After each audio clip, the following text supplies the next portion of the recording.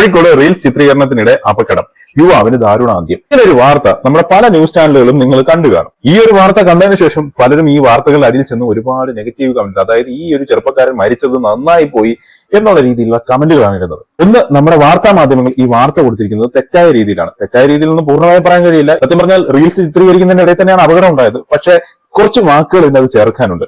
അതായത് ഈ ചെറുപ്പക്കാരൻ ഒരു വീഡിയോഗ്രാഫറാണ്. ഒരു വണ്ടിയുടെ പ്രൊമോഷൻ ഷൂട്ട് ചെയ്യാൻ വേണ്ടിയിട്ട് പോയതാണ്. അതായത് പ്രൊമോഷനായിട്ട് റീൽസ് ഷൂട്ട് ചെയ്യാൻ വേണ്ടി പോയ ഒരു വ്യക്തിയാണ്.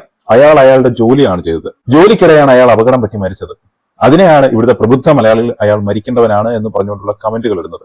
പിന്നെ വാർത്താ മാധ്യമങ്ങൾ തന്തയില്ലായ്കയാണ് ഈ കാണിച്ചു വെച്ചിരിക്കുന്നത്. പൂർണ്ണരൂപമല്ല കൊടുത്തിരിക്കുന്നത്. പ്രൊമോഷന്റെ ഭാഗമായിട്ട് ഇന്ന് സോഷ്യൽ മീഡിയയിൽ ഒരുപാട് വിമർശനങ്ങൾ വന്നപ്പോൾ അവർക്ക് മാറ്റി എഴുതാൻ അറിയാമായിരുന്നു.